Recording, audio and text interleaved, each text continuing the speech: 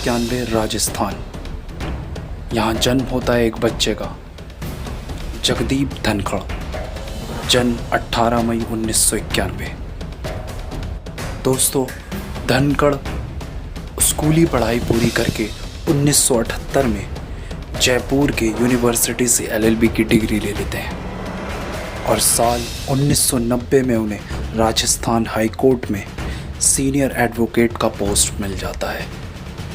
दोस्तों, जगदीप धनखड़ ये कोई मामूली नाम नहीं है। इन्होंने सुप्रीम कोर्ट से लेके हाई कोर्ट तक वकालत की और प्रैक्टिस की है। एक सीनियर एडवोकेट रह चुके हैं। दोस्तों, धनखड़ 1993-98 के दौरान 10वीं विधानसभा के पूर्व सदस्य और राजस्थान के हाई कोर्ट के बार एसोसिएशन और जयपुर के पूर्व अध्यक्ष भी रहे हैं।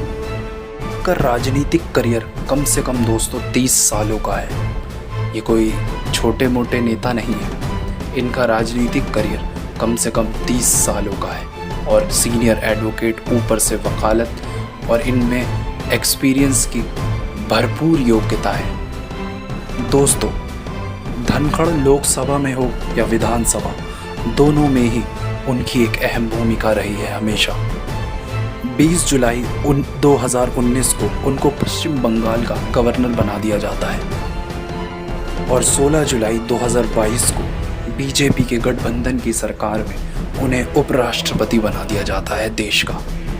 और धनखड़ उपराष्ट्रपति के रूप में देश में शपथ लेते हैं। फिर अचानक 21 जुलाई 2025 को जगदीप धनखड़ अपनी उपराष्ट्रपति पद से इस्तीफा दे देते हैं।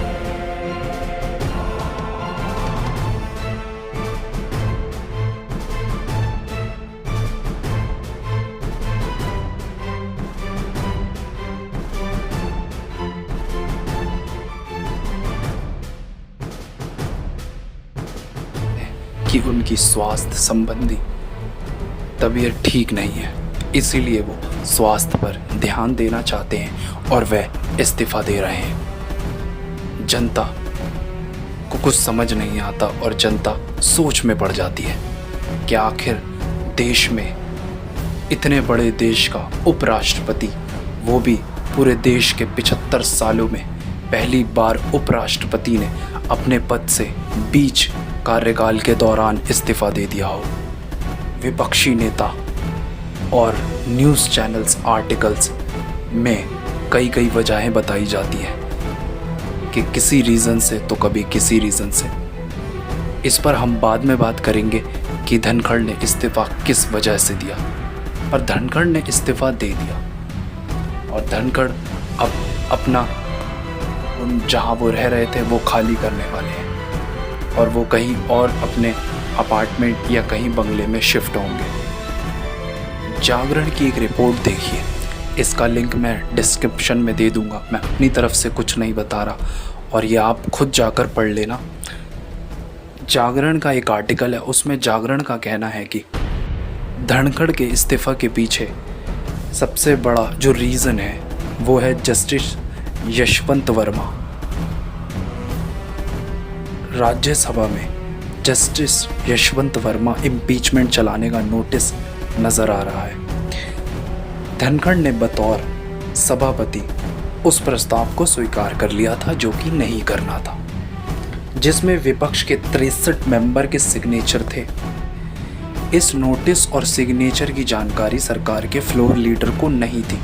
इतना ही नहीं, धनखड़ ने कोशिश की थी महाभियोग, यानी कि जो भी कार्रवाई होनी है उसका मामला राज्यसभा से ही चले और जो साफ तौर से विपक्ष के खाते में चला जाता, यानी कि उन पर कार्रवाई हो जाती, जिनसे 200 सांसदों ने पहले ही यशवंत वर्मा पर सुनवाई का वोट दिया है।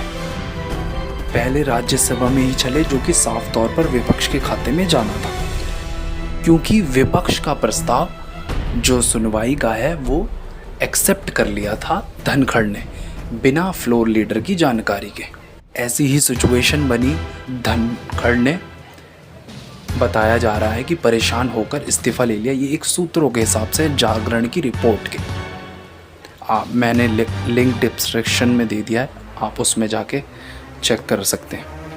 असली वजह तो दोस्तों हमें नहीं पता, बाकी उन्होंने स्वास्थ्य का हवाला दिया है कि उन्हें स्वास्थ्य लेकर कुछ गंभीर तबीयत उनकी ख़राब है, इस वजह से उन्होंने इस्तीफ़ा दिया। अभी तक तो क्लियर न्यूज़ यही है। जो मैंने आपको बताया वो आर्टिकल, जागरण के आर्टिकल और सूत्रों के मुताबिक है।